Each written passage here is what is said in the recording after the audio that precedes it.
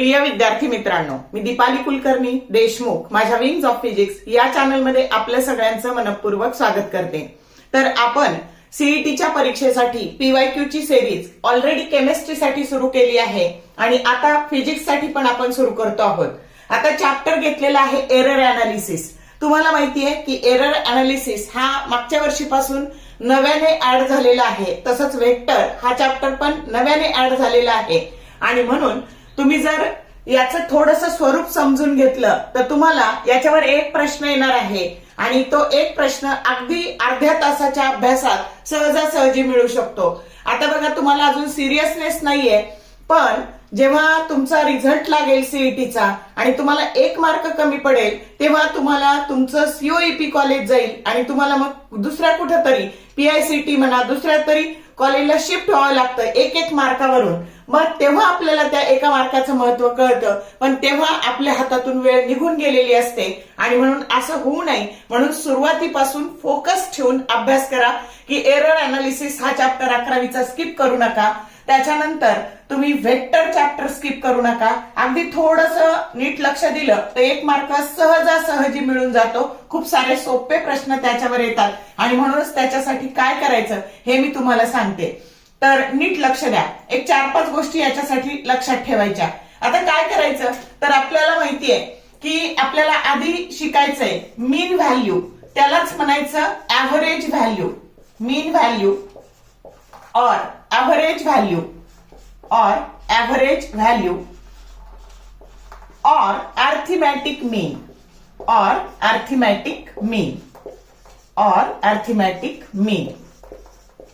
मग आता कशाला म्हणायचं? आता तुम्हाला एखादी गोष्ट मोजताना आपण एकच रीडिंग घेत नाही, आपण 4 ते 5 रीडिंग घेतो आणि त्याचं ऍव्हरेज काढतो, मग आपलं उत्तर काय येतं? बरंचसं जे त्याचं रिअल आन्सर आहे त्याच्या जवळपास येतं।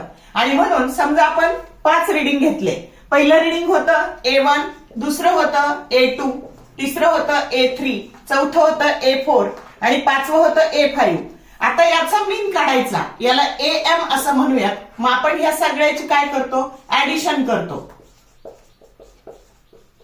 हे बघा, आपण याची काय केली? ऍडिशन केली आणि त्याला नंबर ऑफ रीडिंगने डिवाइड करतो। आता हे किती आहेत? 1 2 3 4 5 हा झाला त्याचा मीन। आलं लक्षात? मग आता जर n नंबर ऑफ रीडिंग्स असतील तर आपण याला फक्त इथं dash dash dash up to an करतो आणि याला n ने डिवाइड करतो आणि त्याला समेशनच्या भाषेत लिहितात। म्हणजे समजा हे आपण असं लिहिलं A1 A2 dot dot dot up to an divided by n। मग n म्हणजे किती रीडिंग घेतलेत आपण ते, तर याला 1/n, त्याच्यानंतर an आणि n that is within the I that is equal to 1 to n। म्हणजे ह्या a ची किंमत 1 पासून n पर्यंत बदलत न्या, त्याची समेशन करा आणि त्याला 1/n ने गुणा म्हणजेच n ने भागा। समजलं का हा फॉर्म्युला? ही झाली मीन व्हॅल्यू। आता शिकायचंय आपल्याला ऍब्सोल्यूट एरर। काय शिकायचं आपल्याला? Absolute error. ऍब्सोल्यूट एरर आता कसं काढायचं ऍब्सोल्यूट एरर? आधी आपण प्रत्येक रीडिंगचा ऍब्सोल्यूट एरर काढू आणि मग आपण मीन ऍब्सोल्यूट एरर काढू। मग आता समजा डेल्टा A1 हा ऍब्सोल्यूट एरर आहे, तर मॅग्निट्यूड घ्यायचं, ही मीन व्हॅल्यू आहे ना त्याच्यातून हा A1 वजा करायचं। समजलं का? आणि हे कधीही निगेटिव्ह नसतं मॉड घेतल्यामुळं। समजलं का? मग असं प्रत्येक रीडिंगचं काढता येईल आपल्याला। तर बघा, it is the magnitude of difference between mean value and each individual value. समजलं का? ही झाली डेफिनेशन। आता आपल्याला सीईटीला काही डेफिनेशन लागत नाही, आपल्याला फक्त प्रोसिजर माहित पाहिजे। आता इथं AM - A2 हा झाला A2 मोजताना आलेला ऍब्सोल्यूट एरर। असं करत करत delta AN that is equal to magnitude of AM - AN। समजलं? आता मीन ऍब्सोल्यूट हे झालं ऍब्सोल्यूट एरर। प्रत्येक रीडिंगचा आपण काय काढला? ऍब्सोल्यूट एरर काढला। आता काढायचं आपल्याला मीन ऍब्सोल्यूट एरर, मीन ऍब्सोल्यूट एरर, मीन ऍब्सोल्यूट एरर। आता याचं ऍव्हरेज काढायचं, त्याला म्हणायचं डेल्टा AM। आता ह्या सगळ्याची काय करायची? ऍडिशन करायची। बघा, delta A1 delta A2 dot dot dot up to delta AN आणि याला n ने भागायचं। समजलं? म्हणजेच हे कसं लिहिता येईल? तर 1/n summation within the limit 1:n फक्त इथं लिहायचं डेल्टा AM. समजलं? म्हणजे हा ऍब्सोल्यूट एरर आहे. या पद्धतीने आपल्याला मीन ऍब्सोल्यूट एरर कॅल्क्युलेट करता येतो. समजलं का? आता रिलेटिव्ह एरर. रिलेटिव्ह एरर कसा घ्यायचा? तर आता इथे बघा, रिलेटिव्ह एरर चौथी गोष्ट, रिलेटिव्ह एरर. Relative error. आता रिलेटिव्ह एरर घेताना काय करायचं? तर delta relative error that is equal to delta AM divided by AM. म्हणजे मीन ऍब्सोल्यूट एररला कशाने भागायचं? मीन व्हॅल्यूने भागायचं आणि यालाच काय म्हणायचं? रिलेटिव्ह एरर असं म्हणायचं. कळलं का? आता बघा, आपल्याला घ्यायचं percentage error. Percentage error. Percentage error. आता याला फक्त रिलेटिव्ह एररला 100 ने मल्टिप्लाय केलं की त्याला म्हणायचं पर्सेंटेज एरर. बघा, पर्सेंटेज एरर बरोबर रिलेटिव्ह एरर इंटू 100. समजलं? Means relative error expressed in percentage at that time we can say that is the percentage error. ह्या 5 गोष्टी कळल्या का तुम्हाला? मग ह्या कळल्या असतील तर आपल्याला आता पुढे जायला हरकत नाही. आता बघा, आपल्याला एरर कॅल्क्युलेट करताना काय काय करावं लागतं? तर ह्या 3 केसेस जर तुम्हाला नीट कळल्या तर तुम्ही सहजासहजी एररचे न्यूमेरिकल सोडवू शकता. मग error in the sum and difference. समजा एक रिडिंग आहे आणि ते घेताना 2 रिडिंगची बेरीज आहे, तर सम, तर हे मोजताना आलेला एरर किंवा 2 रिडिंगची वजाबाकी करताना आलेला ऍब्सोल्यूट एरर, तर तो काही नाही, तर तो दोन्ही वेळेस प्लस मायनस डेल्टा झेड, म्हणजे झेड मोजताना आलेला ऍब्सोल्यूट एरर डेल्टा झेड आणि ए मोजताना आलेला एरर हा डेल्टा ए आणि बी मोजताना आलेला एरर हा डेल्टा बी. हे असं करायचं. हा तुम्हाला प्लस मायनस करताना म्हणजे सम अँड डिफरन्स करताना, आणि याचा मॅक्सिमम एरर जर तुम्हाला विचारला तर हा येणार आहे डेल्टा ए प्लस डेल्टा बी. समजलं का? हा तिथे मॅक्सिमम एरर येणार आहे. ओके. आता error in the product and division. समजा 2 गोष्टींचा गुणाकार असेल किंवा 2 गोष्टींचा भागाकार असेल, म्हणजे हे जे काही रिडिंग आलं तुमचं, तर हे ए आणि बी चा गुणाकार किंवा ए आणि बी चा भागाकार, दोन्ही वेळेस रूल सेमच असतो. तर याचा रिलेटिव्ह एरर कसा काढतात? तर relative error delta Z by Z याचा रिलेटिव्ह एरर, तर याचा relative error delta A by ए, याचा एरर डेल्टा बी बाय बी, त्याची बेरीज करायची. मग तो गुणाकार असू दे नाहीतर भागाकार असू दे, एरर नेहमी काय होतो? ऍड होतो. आणि तिसरी गोष्ट, error due to the power index of a measure quantity. मग आता समजा तुम्हाला 3 वेळा रिडिंग आलंय तुमचं Z that is equal to हे ए चा क्यूब 3 वेळा, तर मग काय करायचं? तर 3 टाइम्स. आता याचा एरर काय येणार? तर delta Z by Z 3 times. आता हे येणार delta A plus delta A divided by A plus delta A divided by A plus delta A divided by A, आणि त्यालाच आपण काय घेऊ शकतो? 3 times delta A by A. समजलं? मग आपण त्याला एन घेतलं. आता इथे 3 ऐवजी एन नंबर असेल तर त्याचा एरर कसा घ्यायचा? तर delta Z by Z that is equal to N times delta A by A. समजलं? आता तुम्हाला न्यूमेरिकल्स घेऊ आपण. समजा आता P that is equal to A raise to 3, B raise to 2, C raise to under root C आणि D raise to 4 असं दिलंय न्यूमेरिकल. आणि आता A मोजताना आलेला तुमचा एरर हा 1% आहे असं सांगितलं, B मोजताना आलेला एरर 2% आहे आणि C मोजताना आलेला एरर 3% आहे आणि D मोजताना आलेला एरर 4% आहे. तर P मोजताना आलेला एरर काढा असा प्रश्न विचारला. तर काय करायचं? तर एकदम सोपं, delta P by P into 100 घ्यायचं ना आपल्याला. तर काय करायचं? 3 टाइम्स 1 म्हणजे 3, 2 टाइम्स 4, 2 टाइम्स 2, हे बी मोजताना 2% आहे म्हणजे 4. आता हा 1 हाफ आहे, 1 हाफ इंटू 3 आणि प्लस आता इथं 4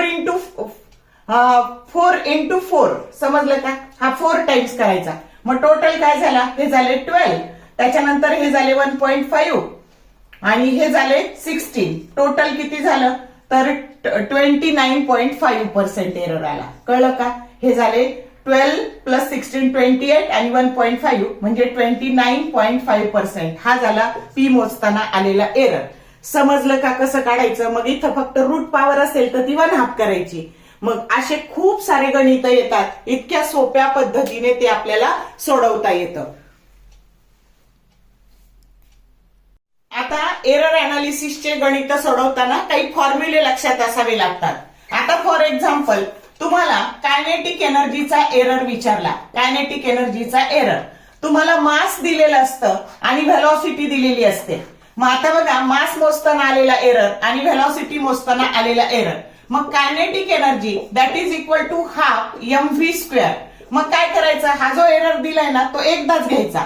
नंबरला एरर नसतो म्हणजे 1/2 एरर येणार नाही. तर delta m/m into 100 plus 2 times, कारण 2 वेळा 2 टाइम्स डेल्टा v/v इंटू 100 ह्या पद्धतीने. आणि आता तुम्हाला इथं हा 1% दिला असेल, समजा व्हेलॉसिटी मोजताना 2%, तर कायनेटिक एनर्जीचा एरर पर्सेंटेज एरर किती? डेल्टा E/E इंटू 100 किती असं विचारलं तर एकदम सोपं. हे 1 याची किंमत 1, ही 1 आणि 2 टाइम्स ही 2 म्हणजे टोटल काय झाले? 1 प्लस 4, उत्तर आलं 5%. समजलं का? म्हणजे फॉर्म्युले पाठ असणं तुमचं गरजेचं आहे. आता दुसरी गोष्ट, आता बघा तुम्हाला इथं दिला एक स्पियर दिला आणि त्याचं हा स्पियर आहे, याची रेडियस दिली समजा r. रेडियस मोजताना आलेला एरर हा दिला बघा तुम्हाला 5% आणि त्याच्या व्हॉल्यूमचा एरर काढायला लावला. Delta v/v into 100 that is equal to what असं विचारलं. आता स्पियरचा व्हॉल्यूम 4/3πr³. मग आता नंबरला एरर नाही, याला नाही, याला नाही, म्हणजे 3 टाइम्स डेल्टा r/r इंटू 100. मग आता 3 टाइम्स हे 5 आहे, 5 3 जा किती झाले? 15. म्हणजे डेल्टा v/v हे मोजताना आलेला एरर बघा, डेल्टा v/v इंटू 100 व्हॉल्यूम मोजताना आलेला एरर 15%. समजलं का? म्हणजे तुम्हाला फॉर्म्युले पाठ असणं गरजेचं आहे. आता त्याच्यानंतर तुम्हाला विचारतील बघा, समजा प्रेशरचा एरर काढायचा तर तुम्हाला प्रेशरचा फॉर्म्युला माहित पाहिजे, F/A. पण इथं तुम्हाला A देताना समजा स्क्वेअर प्लेट आहे आणि त्याच्यावर तुम्ही फोर्स मोजताना आलेला एरर आणि लेंथ मोजताना आलेला एरर देतात बघा. समजा फोर्स मोजताना आलेला एरर 2%, लेंथ मोजताना आलेला एरर 2%, प्रेशरचा एरर काढा. मग आता इथं मात्र तुमचा फॉर्म्युला बदलेल. आता ही स्क्वेअर प्लेट आहे म्हणजे F/L². समजलं का? पण डायरेक्ट एरियाचा एरर देत नाही, लेंथचा एरर देतात. आणि मग आता बघा तुम्हाला काय येईल, मग जो फोर्सचा एरर समजा दिला असेल तुम्हाला 2% आणि लेंथचा 2%, तर उत्तर येणारे हे 2% आणि हे 2 2 जा 4 म्हणजे टोटल एरर आला 6%. समजलं का? इतके सोपे न्यूमेरिकल्स एरर अनालिसिस वर असतात. त्याच्यानंतर क्यूबचा व्हॉल्यूम, समजा एक क्यूब दिला आणि आता हा क्यूब आहे बघा, हा क्यूब आहे ज्याला 6 स्क्वेअर फेसेस असतात, त्याने क्यूब बनतो. आणि याची लेंथ मोजताना आलेला एरर तुम्हाला देतात. समजा लेंथ मोजताना आलेला एरर 3%, तर त्याचा व्हॉल्यूम मोजताना आलेला एरर काढा. आलं का लक्षात? म्हणजे तुम्हाला ऍक्च्युली लेंथ मोजतानाचा एरर म्हणजे हे दिलेलं काय असतं, delta L/L into 100 that is equal to 3% असं दिलेलं असतं. आणि तुम्हाला डेल्टा v/v इंटू 100 हे काढायचं असतं. ओके, मग आता काय येणार, तर तुम्हाला माहिती याचा व्हॉल्यूम L³ म्हणजे याची फक्त 3 टाइम्स करायचं म्हणजे हे मोजताना आलेला एरर 9% येणार आहे. कळलं का? असे थोडेसे बेसिक फॉर्म्युले तुमचे लर्न असतील तर तुम्हाला एररचे गणित एकदम सोप्या पद्धतीने एका सेकंदात सोडवता येतात. हा टाईप नीटला पण येतो. म्हणजे जे दोन्ही परीक्षा देणार आहेत सीईटी आणि नीटची, त्यांना हा भाग खूप इम्पॉर्टंट आहे. आणि आता आपण याच्यावरचे न्यूमरिकल्स बघू. आता हा प्रश्न बघा, सीईटी 2025 ला आलाय. A student measures time for 20 oscillations of a simple pendulum as 30 second, 32 second, 35 second and 35 second. If the minimum division in the measuring clock is 1 second, then correct time in second is option A 33, plus minus 2, B 32 plus minus 3, C 33 plus minus 3 and D 32 plus minus 2. मग आता सोडवूयात आपण. आपल्याला simple pendulum दिलेला आहे, तर त्याचे 20 oscillation होताना आलेला वेगवेगळा वेळ दिलेला आहे. पैकी आपल्याला 4 ऑसिलेशन होतानाचा टाइम दिलेला आहे आणि तो हे रिडिंग 30, 32, 35, 35 याचा मीन टाइम आपण काढू. आता याची ऍडिशन जर केली तर ही झाली 132 डिवायडेड बाय 4. मग आता करूयात आपण. 4 3 जा 12 आणि परत तुमचं आलं बघा, शिल्लक राहिले बघा 1, परत 4 3 जा 12 म्हणजे मीन टाइम 33 सेकंद आला. आता त्याचा ऍब्सोल्यूट एरर काढायचा प्रत्येक रिडिंगचा. मग आता डेल्टा टीएम काढू आपण. ऍब्सोल्यूट एरर आता 33 वजा 3 म्हणजे 3 आले. इथं 32 आणि 33 1 आलं, पॉझिटिव्ह घ्यायचं नेहमी. इथे 35 33 2 आणि इथं परत 35 वजा 33 2 आणि त्याला 4 ने डिव्हाइड करायचं. मग आता हे किती झाले बघा, तर 4 plus 4 8 by 4 that is equal to 2 आणि म्हणून total error TM plus minus delta TM याचं उत्तर काय आलं तुमचं, तर 33 प्लस मायनस 2 की जो करेक्ट ऑप्शन काय आहे, ए आहे. समजलं कसं सोडवलं ते. तर या पद्धतीने न्यूमरिकल सोडवायचंय. सीईटी 2025 ला आलेला आहे. आहे का सोपं? Yes or no?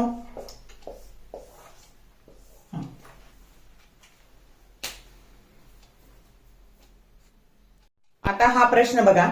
The error in the measurement of length and mass is 3% and 4% respectively. The error in the measurement of density will be option A 6%, B 13%, C 9% and D 15%.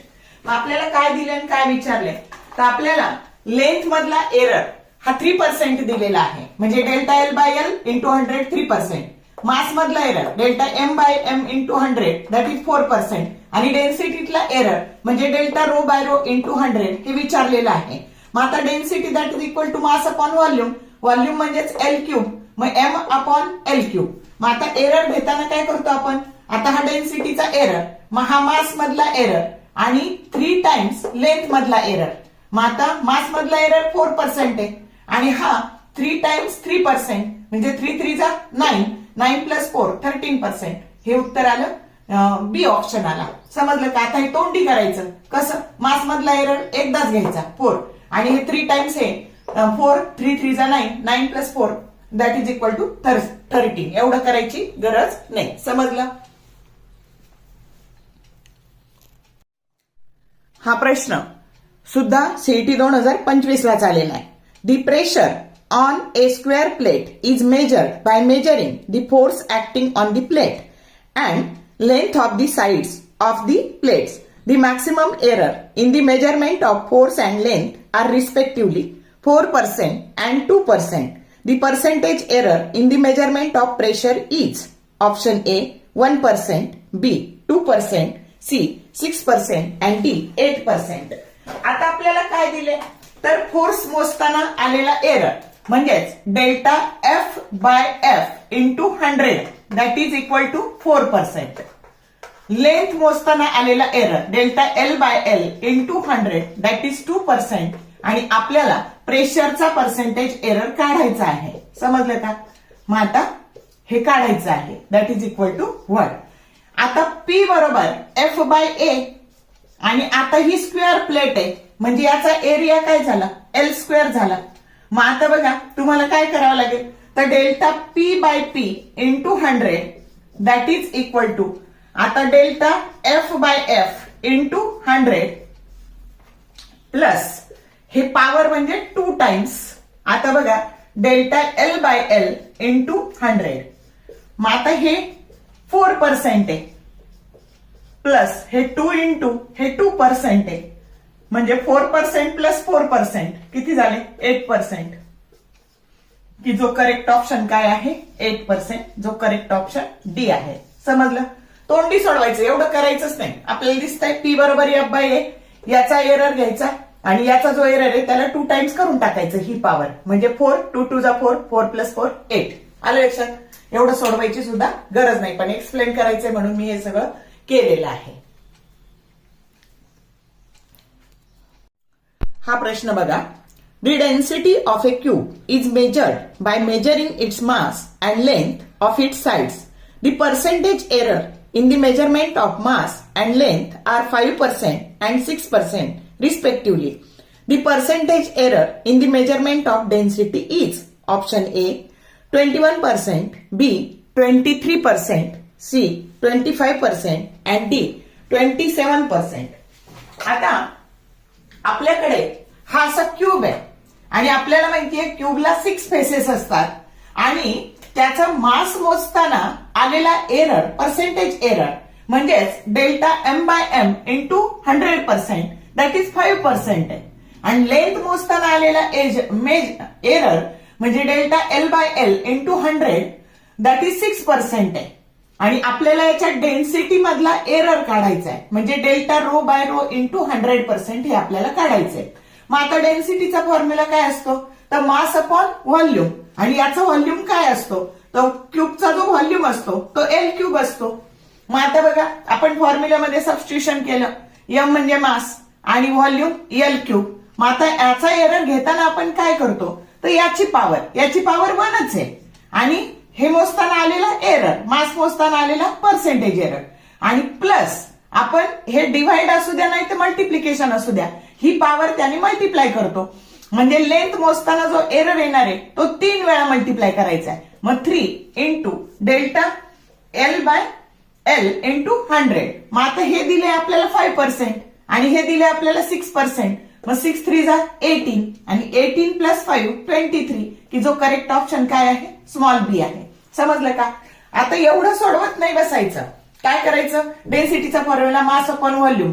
मग आता error घेताना मासचं percentage error मास गुणिले ही power गुणिले हे, म्हणजे इतकं सोपं. 5 गुणिले हे तीनदा एरर घ्यायचं आहे, म्हणजे हे 3 इंटू 6 म्हणजे हे 18 आणि 5. तोंडी उत्तर देता येतं आपल्याला, प्रॅक्टिसने हे सगळं जमणार आहे. समजलं का?